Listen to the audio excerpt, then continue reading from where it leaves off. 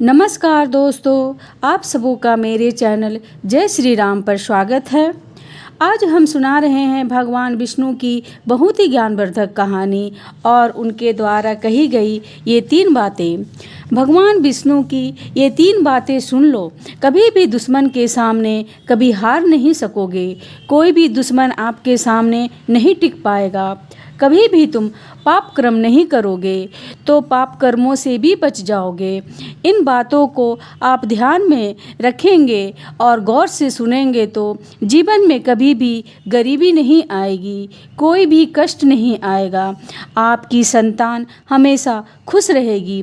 अगर ये 3 बातें आपके परिवार में है, आपके संसार में है, तो 7 पीढ़ियों तक कोई भी परेशानी, कोई भी गरीबी नहीं आ सकती। कहानी शुरू करने से पहले प्रिय भक्तों, अगर ये कहानी पसंद आए तो कमेंट बॉक्स पे जय श्री राम ज़रूर लिखिएगा एवं मेरे चैनल को सब्सक्राइब कीजिएगा एवं ज़्यादा से ज़्यादा शेयर कीजिएगा। प्रिय भक्तों, इस कहानी को पूरा जरूर सुने, क्योंकि महापुरुष कहते हैं कि अधूरा ज्ञान हमेशा दुखदाई होता है। जब इसके बारे में पूरा पता नहीं चलता है, आप उसका लाभ नहीं उठा सकते हैं। प्रिय दोस्तों, आइए शुरू करते हैं आज की ये बहुत ही प्रेरणादायक एवं ज्ञानवर्धक कहानी। एक बार की बात है, किसी सेठ जी का बड़ा ही वफादार कुत्ता मर जाता है। वह सेठ जी से बहुत प्यार करता था, परंतु उसे दुख इस बात का होता है कि वह सेठ जी उसे मारता बहुत था, किंतु वह कुत्ता उसे बहुत प्यार करता था। मरने के बाद जब वह यमलोक में जाता है और यमराज के सामने खड़ा हो जाता है, फिर उसके कर्मों का हिसाब लगाया जाता है, उसका लेखा जोखा देखा जाता है। यमराज उसे कहते हैं, तुमने बहुत सारे शुभ कर्म किए हैं, तुमने कभी भी किसी जीव को सताया नहीं, ना ही कभी किसी को कष्ट दिया है, ना ही कभी किसी को काटा है। इतना ही नहीं, तुमने अपने मालिक के साथ वफादारी भी की है, तुमने मालिक की परिवार की रक्षा की है और आपके कर्म बहुत ही शुभ हैं। जो कुछ भी तुम मांगना चाहते हो मांग लो, तुम्हारी इच्छा को पूरी किया जाएगा। इतना बात सुनते ही वह कुत्ता कहने लगा, भगवान, आप मुझे चाहे स्वर्ग दो या नर्क दो, मुझे किसी भी प्रकार की कोई परेशानी नहीं है, किंतु मेरी एक इच्छा है कि मैं जब भी जन्म लूं, जहाँ भी जन्म लूं, मनुष्य के बंधन में ना रहूं, मनुष्य के अधीन होकर कार्य ना करूं, इंसान का गुलाम नहीं बनना है और ना ही मुझे इंसान बनना है। अब इतनी बात सुनते ही यमराज भी हैरान हो गए। यमराज ने कहा कि भाई, मनुष्य जीवन तो दुर्लभ है, बड़ी मुश्किल से मिलता है और तुम इससे भागते फिर रहे हो। जब मनुष्य जीवन में जाओगे तब पता चलेगा कि मनुष्य जीवन कितना अनमोल है। इतनी बात सुनते ही कुत्ता कहने लगा कि प्रभु, मुझे पता है कि मनुष्य का जीवन बड़ा ही अनमोल है, पर मनुष्य इतना चालाक है कि उसके बुद्धि के आगे बड़े से बड़े फेल हो जाते हैं।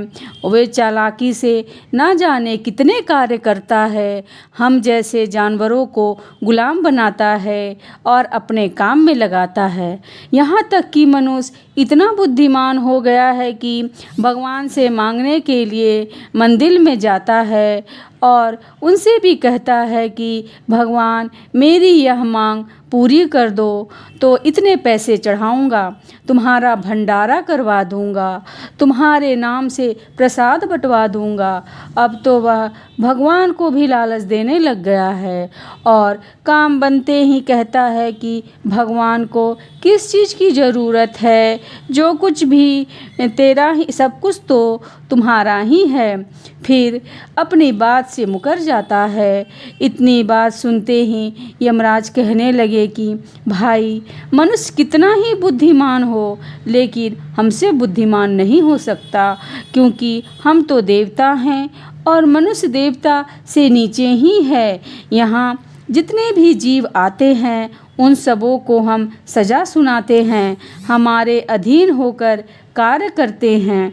इतनी बात सुनते ही कुत्ता बोला, प्रभु, आपके पास जो भी जीव आते हैं वह मरे हुए आते हैं, आपका कभी जीवित मनुष्य से पाला नहीं पड़ा है, मेरे मालिक जैसे मनुष्य से पाला नहीं पड़ा।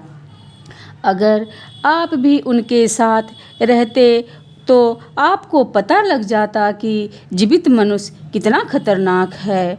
अब इतनी बात सुनते ही यमराज भी क्रोधित हो गए कि तुम हमारे सामने ही हमारी बेइज्जती कर रहे हो, उस तुच्छ मनुष्य को इज्जत बढ़ा रहे हो। अगर तुम्हारे मालिक में इतना दम है तो हम जरूर देखेंगे, उसको यहीं जीवित उठा कर लाएंगे और फिर देखेंगे कि वह क्या करता है। अगर उसने कुछ भी नहीं किया, हार गया, तो समझ लो कि तुम हार गए और मैं तुम्हें जन्म जन्मांतर तक नरक में भेज दूंगा। उस कुत्ते ने कहा कि प्रभु, बेशक आप यह शर्त लगा लो, लेकिन मुझे विश्वास है कि मनुष्य के सामने कोई टिक नहीं सकता। अब यमराज ने यमदूतों को आदेश दिया कि वह इसके मालिक को जिंदा यमलोक लेकर आएं। फिर 4 यमदूत उसे लेने के लिए जाते हैं, पर दिन का समय था।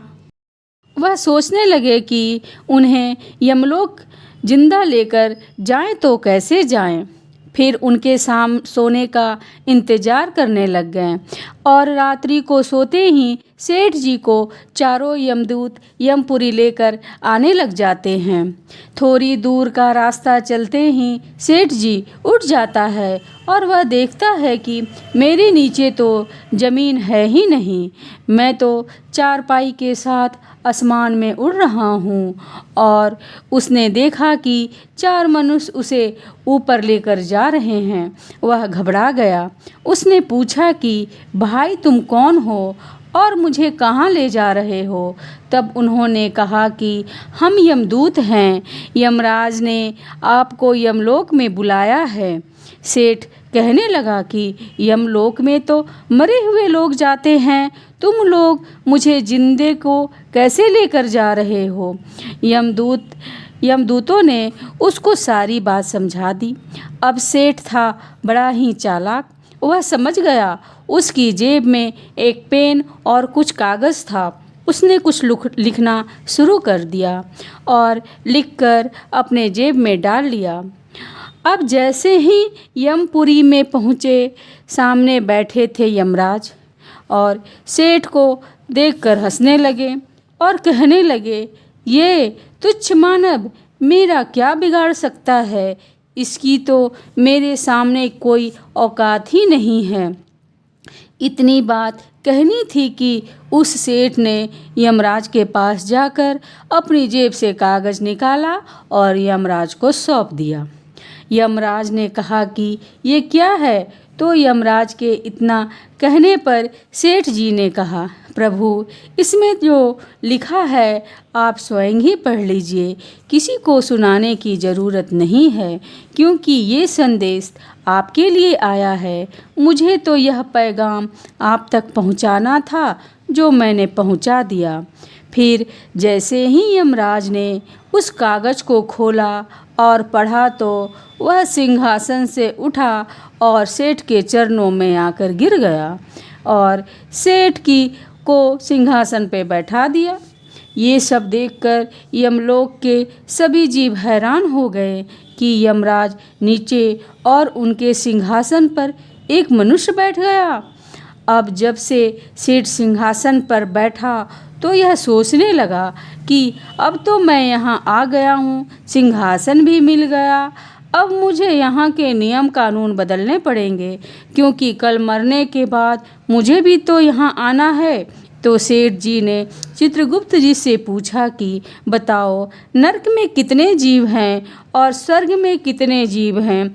चित्रगुप्त ने सारा हाल उसे सुना दिया और इतना सुनते ही सेठ जी ने आदेश दिया कि आज के बाद नरक का द्वार ही बंद कर दिया जाए। नरक के जितने भी जीव हैं उसे स्वर्ग में भेज दिया जाए। नरक में कोई भी नहीं जाएगा, क्योंकि इस दरबार में यमलोक में जितने भी जीव आएंगे उसे स्वर्ग ही मिलेगा, जिससे हर कोई मृत्यु के भय से मुक्त हो जाए, उसमें मौत का कोई डर ना हो। अब यह सुनते हैं यमलोक में सबों को के बीच खलबली मच गई, लेकिन कर भी क्या सकते थे। राजा का हुक्म था, राजा ने जो कह दिया सो कह दिया। और यमलोक का जो राजा थे यमराज, सेठ जी ने उनकी ड्यूटी दरवाजे पर लगा दी कि आज से तुम यहाँ पर सेवा करोगे, आने जाने वाले को तुम देखा करोगे, उन्हें समझाओगे। अब धीरे धीरे नरक तो खत्म हो गया, स्वर्ग में भीड़ लग गया। स्वर्ग में सेवा कर्मी भी दुखी होने लगे कि इतनी आत्माएं यहाँ पर आ रही हैं, उन्हीं की सेवा हम कैसे करें। इस बात को कुत्ता भी देख रहा था। उसने सोचा क्यों ना सेठ जी से पूछ लिया जाए कि ये सब क्या हो रहा है। सेठ जी के पास वह कुत्ता जाता है और पूछता है, सेठ जी यह क्या माजरा है, मुझे समझ में नहीं आ रहा है। आप कहाँ इंसान थे और अब यहाँ आकर राजा बन गए हैं। इतनी बात सुनते ही सेठ ने कहा कि बेटा तुम देखता रह, यह तेरे काम की बात नहीं है। जो कुछ भी हो रहा है तुम सिर्फ उसे देखो। किंतु कुत्ते ने फिर कहा, नहीं सेठ जी, मुझे भी बता दो, मैं तो अब सिर्फ आपका ही नौकर बनना चाहता हूँ, क्योंकि ऐसा मालिक सबों को नहीं मिलता।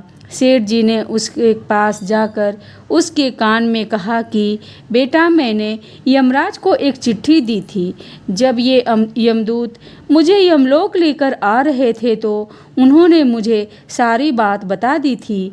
तो मैंने उस पत्र में लिख दिया कि ये व्यक्ति जो धरती से आ रहा है वह मेरा भेजा हुआ दूत है और इस दूत को यमलोक का सिंहासन दे दिया जाए। और नीचे भगवान विष्णु के हस्ताक्षर कर दिए। कुत्ता बड़ा ही हंसने लग गया। वह समझ गया कि उसका मालिक बड़ा समझदार है। अब यमलोक को इस हाल में देखकर धीरे धीरे यह बात सभी देवी देवताओं में फैलने लग गई कि वहाँ नरक बंद कर दिया है। यह बात भगवान विष्णु तक भी पहुँच गई। भगवान विष्णु ने कहा कि ऐसा क्या हो रहा है यमलोक में कि यहाँ मेरे सारे नियम ही बदल दिए, कानून ही बदल दिए। उधर सेठ जी ने चित्रगुप्त जी से सभी का लेखा जोखा मंगवा लिया और जिनके जितने भी गुनाह थे उन्हें माफ़ कर दिया। उसमें उस सेठ जी के गुनाह भी माफ़ हो गए, क्योंकि सेठ जी को पता था कि आज नहीं तो कल यह सिंहासन भी जाने वाला है। जब उन्हें असलियत पता लगेगा तो मुझे इसका भी कुछ न कुछ उपाय करना चाहिए। उसने दान पुण्य करना शुरू कर दिया और वहीं से आत्माओं का उद्धार करना शुरू कर दिया। अब जब भगवान विष्णु ने सोचा कि अगर ऐसा ही चलता रहा तो स्वर्ग ही भर जाएगा, तो उन्होंने फैसला किया कि वह खुद जाकर यमलोक का जायजा करेंगे कि क्या बात है, मामला क्या है। जब भगवान विष्णु यमलोक में पहुँचे तो यमलोक के राजा यमराज यमपुरी के मुख्य द्वार पर सेवा दे रहे थे। उनको देखते ही भगवान विष्णु ने सोचा कि यदि आप यहाँ पर हो तो अंदर कौन शासन कर रहा है। उन्होंने यमराज से कहा कि आप तो यहाँ पर खड़े हो, तो यमलोक को कौन चला रहा है। तो यमराज ने कहा कि भगवान कैसे भोले बन रहे हो, आपने ही तो भेजा है और आप ही पूछ रहे हैं। अब भगवान विष्णु भी चक्कर में पड़ गए। मैंने किसे भेजा, मैंने तो किसी को नहीं भेजा। यमराज ने उन्हें सारा मामला समझा दिया। भगवान विष्णु समझ गए कि शायद तुमने किसी जीवित व्यक्ति को यमलोक बुला लिया है। यमराज ने कहा, हाँ प्रभु, मैंने एक जीवित व्यक्ति को ही बुलाया है। भगवान विष्णु अंदर चले जाते हैं। अंदर जाकर देखा तो वह सेठ सिंहासन पर बैठे हैं। सेठ ने जब देखा कि भगवान विष्णु आए तो वह सिंहासन से खड़ा होकर भगवान विष्णु के पैरों में गिर गए और कहा कि आइए भगवान, यह सिंहासन आपका ही इंतजार कर रहा है। मैं कब से आपकी दर्शन की इच्छा में बैठा था। मुझे पता था कि आपके दर्शन तो जरूर होंगे। जब इतनी बात सुने तो भगवान विष्णु भी खुश हो गए। भगवान विष्णु ने कहा कि देखा मनुष्य को, अब जब गुनाह को कबूल करने की बारी आई, सज़ा मिलने की बारी आई, तो चापलूसी से मुझे ही खुश करने लग गया। सेठ जी ने कहा, प्रभु, कैसा गुनाह, कैसा सज़ा। लोग कहते हैं कि भगवान विष्णु के दर्शन हो जाए तो हर पाप एक पल में नष्ट हो जाता है। उनका दर्शन तो होता ही है पुण्य इकट्ठा होने पर। तब अब मेरे पाप ही कहाँ बचे, मुझे तो मुक्ति मिल गई। तब भगवान विष्णु ने 3 ऐसी बातें बताई जिससे मनुष्य जात को कभी भी कष्ट नहीं हो सकता। ये 3 बातें बड़े ही काम की है एवं लाभकारी है। भगवान विष्णु ने पहली बात बताई कि मुसीबत के समय कभी भी घबराना नहीं चाहिए। जिस प्रकार सेठ जी ने बुद्धि का सहारा लिया, बुद्धि के सहारे अपनी जान बचाई, तो इसी प्रकार हर मनुष्य बुद्धि का सहारा ले तो कोई विपत्ति उसका कुछ नहीं कर सकता, बड़े से बड़े संकट को भी टाल देता है। फिर दूसरी बात कही कि मनुष्य को पाप क्रम से बचाने वाली भी यह बुद्धि ही है। यदि मनुष्य सोच विचार के बुद्धि के सहारे किसी काम को करे और विचार करे कि यह काम में क्यों कर रहा हूँ, इसका परिणाम क्या होगा, तो भविष्य में वह कभी गलत कार्य नहीं करेगा, हमेशा पुण्य ही कमाएगा और पुण्य के कमाने से ही उसे स्वर्ग की प्राप्ति ही होगी। और जब भी जीवन में कभी संकट आ जाता है और कुछ पाप हो जाते हैं तो भी वह बुद्धि का प्रयोग कर उसका प्रायश्चित करके वह उसके फल को भोग लेता है। अब भगवान विष्णु ने तीसरी बात फिर कही जो बहुत ही कीमती है, बहुत ही अनमोल है। भगवान विष्णु ने कहा कि भले ही मनुष्य पूरे जीवन में कुछ भी नहीं किया हो, पाप किया हो या पुण्य किया हो, यदि मनुष्य सब कुछ छोड़कर प्रभु के भक्ति में लग जाए, मालिक के दर्शन कर ले, तो उस सेठ की तरह ही पाप और पुण्य खत्म होकर उसे मुक्ति प्राप्त हो जाती है। उनको किसी प्रकार का दुख नहीं मिलता, जीवन में कभी गरीबी नहीं आती, कभी दुख की छाया भी उन पर नहीं पड़ता। वह तो तीनों लोक का धनी हो जाता है। किंतु बात है कि प्रभु की भक्ति करने की तो दुनिया के सभी जीव उस बुद्धि का पूर्ण प्रयोग नहीं कर पाते। जो कर लेते हैं वह कभी भी दुख नहीं पाते। जब इतनी बात भगवान विष्णु ने कही तब वहीं पर वह कुत्ता भी खड़ा था और यमराज से कहने लगा कि प्रभु, देखा आपने कि मेरे किस प्रकार जीवित मनुष्य देवताओं से भी बड़ा है। तब यमराज ने मान लिया कि तुम सही कह रहा था, उस सेठ को वापस पृथ्वी लोक पर भेज देता है, उनके मन में यमलोक की सारी बातों को मिटा देता है। तब कुत्ता यमराज से कहता है कि प्रभु, आप कह रहे थे कि एक वरदान मांगो, तो अब मुझे भी एक बड़ा बुद्धिमान इंसान ही बना दो, ताकि मैं भी अपनी बुद्धि के सहारे दुनिया पर राज कर सकूं। तो दोस्तों, यह थी आज की कहानी। जय श्री राम।